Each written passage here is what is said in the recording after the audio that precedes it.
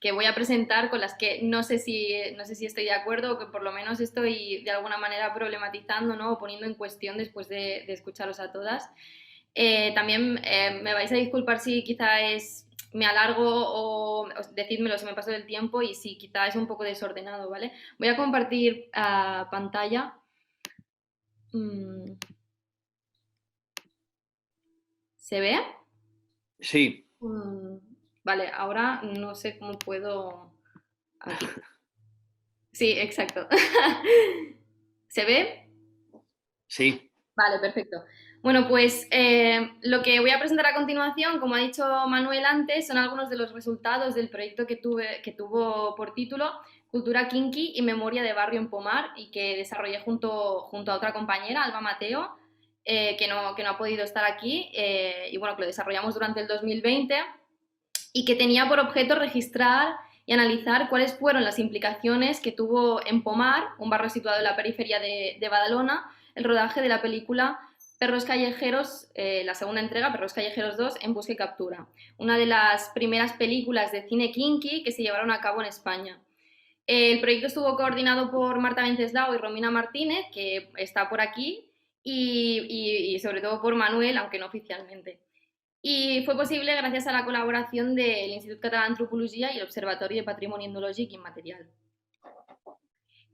Bueno, un apunte es que la verdad yo no, aquí esto voy a intentar aunar dos experiencias, ¿no? De las que, bueno, no soy, hay una parte hay una experiencia de la que no soy, digamos, muy conocedora porque la tenía muchísimo más controlada Alba, ¿no? Que es toda la parte del cine kinky y yo digamos que tengo más conocimiento acerca de la construcción histórica del pasado de Pomar con el que guardo un vínculo biográfico, ¿no? Vale, ahora ya no sé cómo puedo pasar de, de diapositiva. Um, vale. Ay. Bueno, sí, es un poco incómodo ir pasándolo así, ¿no? Se ve bien en realidad. Ah, sí. ¿Sí? Vale. Bueno, entonces me gustaría empezar haciendo algo de contextualización, explicando brevemente en qué consistió el cine kinky, sobre todo para quienes no lo conozcáis. El cine kinky, toda la cultura que le llegó a rodear, surge a finales de los 70 en España como un nuevo género cinematográfico que se pretendía medio camino entre la realidad y la ficción y cuya particularidad más característica es que estaban protagonizadas por jóvenes delincuentes que lo eran tanto en la realidad como en la ficción, ¿no? O así se les representaba y que se dedicaban sobre todo en esa imagen simplificada al robo de coches, a atracar bancos y a huir de la policía. Pero lo que aquí nos interesa particularmente es el hábitat, ¿no? El territorio donde se ubicaba a estos personajes, que era básicamente barrios marginales o representados como marginales situados en el entorno de grandes ciudades y en el caso de Perros Callejeros en barrios de la periferia de Barcelona. De hecho, las primeras apariciones de este tipo de cine se produjeron en Cataluña de la mano del director de José Antonio de la Loma, justamente con la trilogía de Perros Callejeros, que aquí la podéis ver, protagonizadas por Ángel Fernández Franco, alias El Torete, conocido por ser un joven delincuente nacido en los 60 en Barcelona y que adquirió su fama como resultado de participar en estas películas y por sus hazañas delictivas, ¿no? Entonces, el proyecto partió de dos constataciones previas de base comparativa, ¿vale? A los que llegamos gracias al estupendo trabajo realizado por Alba Mateo en La Mina sobre el discurso fílmico de perros callejeros, en este caso por la primera parte de la trilogía, como herramienta de estigmatización del barrio.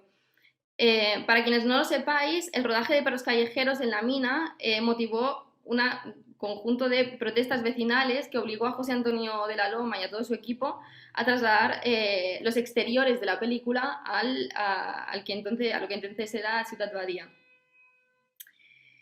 Y luego, por otra parte, estas constataciones también se derivan como ya he dicho, de mi pasado biográfico con Pomar.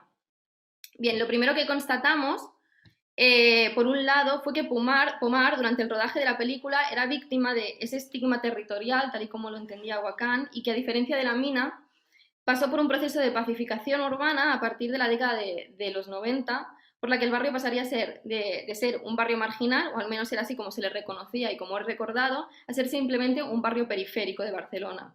Ya lo ha explicado muy bien Manuel al principio. Y la segunda constatación, por otro lado, era la del contraste que se observa en el lugar que ocupa este episodio particular, la filmación de perros callejeros, en la memoria de ambos barrios, tanto de la Mina como de Pomar. Como bien documenta Alba en su trabajo, mientras en la Mina la anécdota parece haberse convertido en un recuerdo amordazado, del que apenas se habla e incluso se evita, en Pomar se trata de un recuerdo que en la mayoría de los casos se puede abordar abiertamente, llegando incluso a presentarse como una curiosidad de la historia del barrio. Además, la participación de Pomar se reconoce de manera explícita dentro de la trama, se hace referencia a Pomar y de hecho algunos de los vecinos actuaron en la propia película y otras colaboraron cediendo sus domicilios para rodar escenas de interiores. Y ahora, para hacer un poco de contextualización del barrio, también para que no los conozcáis, bueno, si esto es Barcelona, Pomar está en donde Cristo perdió la zapatilla. Es un barrio situado en el extremo norte de Badalona, se encuentra limita con los términos municipales de Montgat y Tiana, es decir, hace de límite entre Barcelona y el Maresma, y los barrios de La Morera, Pomar de Dalt y Las Guixeras. Y la delimitación del barrio aparece sobre todo marcada por la presencia de los cerros situados al noroeste y de las rieras de Pomar, La Conrería y Cañadó. Todos estos factores, junto con la autopista que hace de escisión respecto al centro urbano de Badalona y todas las grandes extensiones de tierra baldía, propiciaron la situación de aislamiento que condicionó de forma especialmente drástica que condicionó al barrio de forma especialmente drástica durante sus primeros años de vida, ¿no? Bueno, esto es Pomar. Y bueno, a nivel histórico, el barrio es construido por la Obra Sindical del Hogar en 1967. La Obra Sindical dependía del Ministerio de Vivienda franquista, que durante aquella época animó a la conformación de diversos polígonos de vivienda de protección social. Pomar, de hecho, fue uno de los numerosos terrenos rurales expropiados por el Instituto Nacional de Vivienda para la promoción de lo que muy elocuentemente recibió el nombre de Unidades Vecinales de Absorción, los UVA, como otros barrios como San Cosme, por ejemplo. Y como ya indica el título, el barrio estaba en efecto destinado a la reubicación de familias, en este caso procedentes de los poblados de Barracas de Barcelona, sobre todo de las ubicadas de Montjuïc o el Somorrostro, ¿no? Como en la mayoría de casos, una urbanización y una edificación de las viviendas bastante deficiente, la falta de servicios mínimos y demás provocó desde el principio toda una serie de irregularidades y problemas de diversa índole, desde técnicos, administrativos, sanitarios, ambientales, que después motivaría, por supuesto, todas las luchas vecinales, ¿no? No entraré en muchos detalles, pero para no alargarme, pero para que os hagáis una idea, Pomar es un barrio, voy a volver a la imagen anterior, es un barrio muy pequeño conformado por 2.000 viviendas distribuidas en 5 secciones de bloques entre 3 y 4 pisos y permanece así desde su construcción, lo cual esto es muy significativo porque ha determinado de manera importante las dinámicas demográficas y sociales del barrio. Es un barrio que no ha crecido y que, digamos, ha mantenido la misma densidad poblacional. Todas estas condiciones materiales deficitarias y el abandono por parte de las administraciones llevó a Pomar, o al menos así queda representado, a conocer un proceso similar al de barrios surgidos en esas mismas circunstancias, ¿no? Hasta la década de los 90, Pomar fue representado desde el principio como un foco de aislamiento y de concentración de malestares sociales que le haría merecer esa marca de barrio marginal, en el sentido de estar degradado física y moralmente. Y la prueba de esto es que fue en él donde se decidió rodar la segunda entrega de la película de los barrios marginalizados por antonomasia, que era Perros Callejeros. Por tanto, ahora me gustaría poder reproducir un fragmento de la película. Dos fragmentos, el de la primera película de Perros Callejeros y otro fragmento de la segunda de Perros Callejeros. Y bueno, la primera sobre todo porque ofrece una clarísima descripción de lo que pretendía representar el cine kinky. Y bueno, voy a ello, a ver si se escucha. Uno de esos problemas es el de la delincuencia juvenil. Y dentro de ella, un reducido grupo de menores, entre los 12 y 16 años, lanzados a una vertiginosa carrera de delitos hasta hace poco exclusivos de los malhechores más veteranos. Miles de coches robados y estrellados. Asaltos a tiendas, robos de armas, atracos a parkings, gasolineras, incluso a bancos. Una escalada impresionante que ha producido un triste balance. El Macorro, 14 años, muerto al ser sorprendido robando un coche. El Loquillo, 13 años, muerto de un tiro durante una fuga en coche robado. Pepe el Majara, 15 años, muerto al asaltar un parking. El Maito, 15 años, muerto al estrellarse el coche robado que conducía su hermano. Frente a ellos hay que sumar las víctimas causadas entre las fuerzas del orden y las personas sobre las que ejercieron todo tipo de violencias.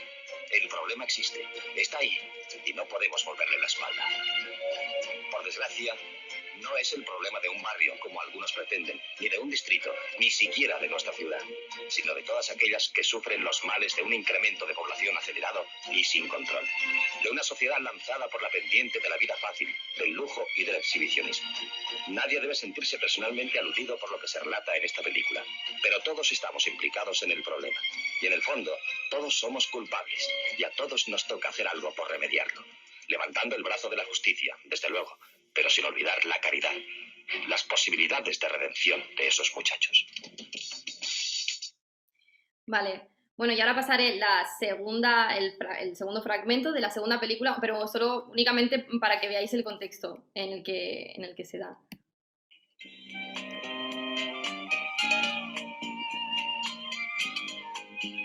Eso es Pomar.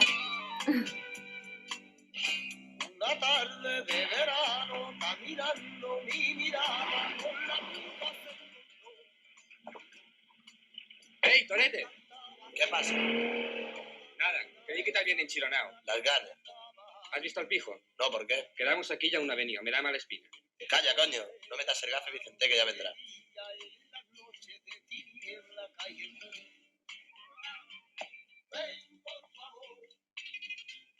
¿Qué hay, María? ¿No vas a bailar? No, me voy a las basuras, a ver si escarbando encuentro un galán. Vaya, yo que venía a echar una dormida. Vete a dormir, yo me voy, que cuando venga ya vigilaré. Vale, toma.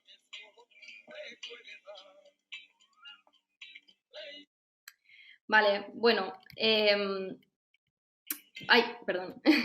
La mujer que salía en el vídeo anterior, también lo he puesto por eso, se llamaba María de las... Bueno, la llamaban María de las Basuras y era reconocida como vecina del barrio que vivía en las barracas que se erigieron en el vertedero de Pomar, que ahora es un parque, el Parque de la Mediterránea. Y se dice, como muestra en la película, que acogía a jóvenes que escapaban de la persecución policial, ¿no? Pero bueno, esto como curiosidad y para ver también ese trasbalse, ¿no? entre la ficción y la realidad. Entonces, lo que tratamos de hacer en esta investigación fue poner en contraste dos perspectivas. Por un lado, la perspectiva de un cine que contribuía a estigmatizar un barrio popular a base de enaltecer paradójicamente como un mito un tipo de héroe que era el Kinky y al que representaban viviendo en este tipo de barrios. Y por otro, la evocación de la vida social en Pomar por parte de gente que lo habitó en aquellos años de los que la película nos habla en términos muy, muy diferentes, ¿no? Para ello fue necesario a nivel epistemológico considerar las películas de ficción con valor documental, es decir, como producción material que algo nos tiene que decir sobre la percepción que una sociedad tiene de sí misma o de un determinado sector de esta, ¿no? Una perspectiva que debía contrastarse a su vez con la memoria de las vecinas, es decir, con el relato mnemotécnico, ¿no? Pero también con el material archivado por las instituciones, como podéis ver aquí, y todo ello para poder conocer cuál fue el impacto que tuvo el rodaje en la percepción que se tenía del barrio y cómo fue acogida por las vecinas. Evidentemente ya existían las películas sobre jóvenes delincuentes, sobre jóvenes problemáticos, donde el mensaje era moralizador, pero el cine Kinky lo que hizo fue añadirle una dimensión securitaria dentro de un contexto donde se estaba extendiendo ese miedo moral a los riesgos que se derivaban de la delincuencia. El fenómeno lo que documentaba era el proceso por el que esa lógica neoliberal se empezaba a incorporar a las estructuras del Estado postfranquista, ¿no? Y mientras un sector de la sociedad española elogiaba en cierta medida la delincuencia juvenil como un argumento de resistencia al cambio político, como se muestra en estas películas, otro sector, el de la progresía, hacía uso del fenómeno para elaborar discursos orientados políticamente en los que se abordaba la delincuencia como resultado de las situaciones de injusticia social. La cultura kinky conformó todo un sistema de representación en que las películas, los medios de comunicación e incluso la literatura contribuyeron a alimentar, siempre teniendo como centro los chicos de barrios marginales a los cuales se suponía dedicados a la delincuencia, ¿no? Todo ello hasta crear todo un subgénero a medio camino entre el cine de aventura, pero también la reivindicación identitaria. Pero que también se pretendía entre el género documental y el de ficción, ¿no? Lo cual hace aún más problemática la credibilidad que otorgamos a este texto fílmico en particular, pues en tanto representación con pretensiones realistas o documentales, la frontera entre lo ficticio y la vida real parecía difuminarse, atribuyendo esas mismas características a todo un contexto, ¿no? De hecho, de este universo kinky tenía su propia literatura y su propio tipo de música, ¿no? Que acompañaba el argumento y el ambiente de aquellas películas, como hemos podido escuchar. Esta figura imaginaria, el joven marginal, era releída como expresión de una resistencia civil a esos imaginarios del poder, ¿no? Y es alrededor de este mito que se empieza a construir, que se construye una cultura kinky como uno de los elementos más elocuentes de la transición democrática, que solo parcialmente tenía que ver con la realidad de los suburbios urbanos y sus problemáticas a los que intentaba representar, ¿no? De hecho, con el surgimiento de este tipo de cine, muchos jóvenes vieron en sus protagonistas un referente que representaba una especie de rebelde que se sublevaba contra las penosas condiciones de ese universo al que pertenecía. Y el torete era ideal para ser representado como un rebelde peligroso, que estaba constantemente en peligro y que contestaba a las buenas costumbres y la conciencia de una clase media, ¿no? Que lo temía, pero que también de algún modo lo alababa, ¿no? Y a la vez se alzó como un modelo a seguir por la juventud de los barrios populares, a la manera de un Curro Jiménez o un Robin Hood de los suburbios, ¿no? Como lo describía uno de nuestros informantes. En parte también como una salida para sortear la situación de exclusión, paro o explotación que ofrecía su entorno. Y bueno, Pomar evidentemente no fue ajeno a este imaginario cultural, precisamente por ello se le escoge como paisaje para representarlo, ¿no? Digamos, lo vemos cuando vecinos que vivieron su adolescencia en aquella época recuerdan que el barrio tenía sus propios kinkis, a los que admiraban y que se encargaban de proteger el barrio. El encuadre que muestra José Antonio de la Loma de la realidad urbana que tematiza su cine es importante para determinar de qué forma opera el estigma, ¿no? El director muestra una supuesta realidad y deja fuera de ese marco todas aquellas situaciones que ocurren de manera simultánea, haciendo como si no ocurriesen. Y lo que muestra y lo que no muestra es lo que permite ver cómo está operando este estigma que se impone como una realidad indiscutible. Lo que nos interesa aquí no es solo lo que nos está diciendo, sino también lo que omite el texto fílmico, ¿no? Hay una realidad que no se describe y la parte negativa es que se omite y se sobreentiende, por mucho que esté sobreentendido sea en realidad un estereotipo, ¿no? Es decir, Pomar a finales de los 70 no podía ser protagonista solo podía ser protagonista de un solo tipo de representación visual, y era la que se correspondía con una cultura de la marginalidad, es decir, el contexto da sentido al relato y por tanto hace comprender aquello que se omite. Pero en realidad, ¿qué es lo que el marco impuesto por las películas de José Antonio de la Loma está escondiendo? Lo que está escondiendo es básicamente la vida real de barrios como Pomar, marcados como marginales y que en realidad la memoria de las vecinas desmiente, ¿no? Y bueno, el segundo nivel de la propuesta de investigación lo que busca es visibilizar las memorias de aquellas periferias de Barcelona que una vez se han deshecho de su carácter conflictivo parecen haber caído de alguna manera en el olvido, ¿no? Y con ello también las propias historias de sus habitantes. No sé si ahora no puedo pasar. Bueno, a ver aquí, ahora. Bueno, estos son fotos de la película.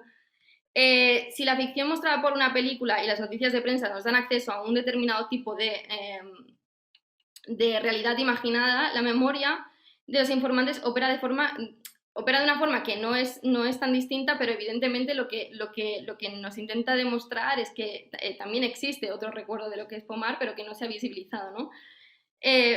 la película parece acontecer al mismo tiempo causa y efecto del relato estigmatizante que se cernía sobre Pomar y sus habitantes, ¿no?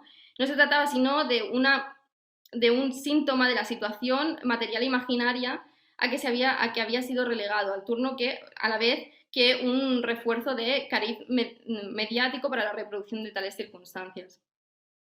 En el recuerdo colectivo de las vecinas, el film se asocia con un pasado incómodo del barrio que ha acontecido su propia alteridad, en contraposición a otro que hizo posible su dignificación. Y tal hecho se manifiesta en las narrativas, en la relación automática que se establece entre perros callejeros y los estragos de la droga y la delincuencia juvenil en el barrio. Aunque de hecho el problema de la droga, tal y como se entendió a partir de los 80, todavía no estaba presente ni en el cine kinky de finales de los 70 ni en el propio barrio. Contraponiendo un relato estigmatizante, las vecinas insisten en dejar claro que esta imagen no representaba todo lo que era o se consideraba que era Pomar, ¿no? Decía una vecina, cito, que la película se cargó el barrio y Pomar era mucho más que eso. Aquí había gente digna y no éramos perros callejeros.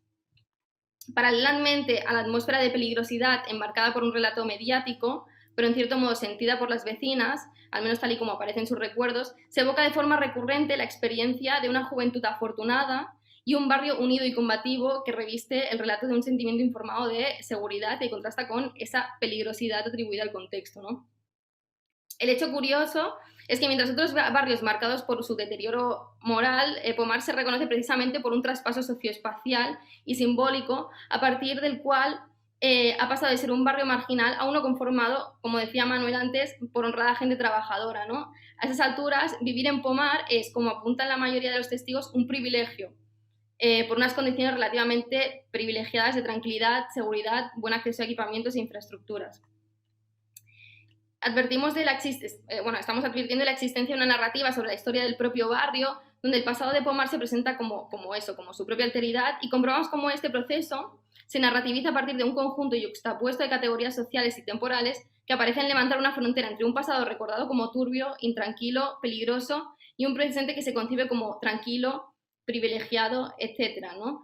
Pero la construcción discursiva de al menos una parte de las vecinas de Pomar colabora en la fijación de una identidad actual del barrio sustentada en varios aspectos, ¿no? En parte, por ejemplo, en estrategias simbólicas y discursivas de descalificación y distanciamiento, no solo con respecto a otros grupos y fenómenos considerados como corrosivos de la integridad social del barrio. Por ejemplo, apelan a la ausencia de migración extracomunitaria en el barrio, apelan también a la desaparición de la droga, también al cambio de tenencia de las viviendas o a las reformas urbanísticas que se llevaron a cabo sobre todo a partir de finales de los 90.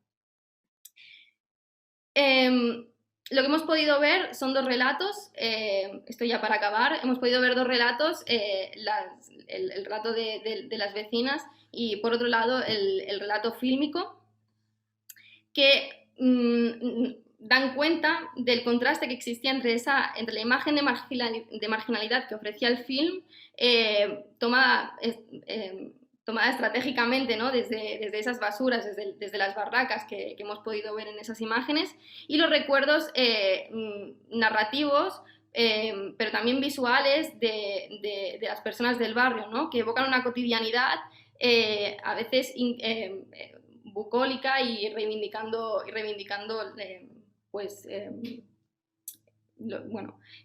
qué contribuyeron las vecinas para que el barrio, digamos, pudiese desplazar esa marca, ¿no? de barrio marginal. Y en definitiva aparecen como dos perspectivas que se miran mutuamente, ¿no? desde enclaves opuestos física y simbólicamente. Y bueno, yo lo voy a dejar aquí y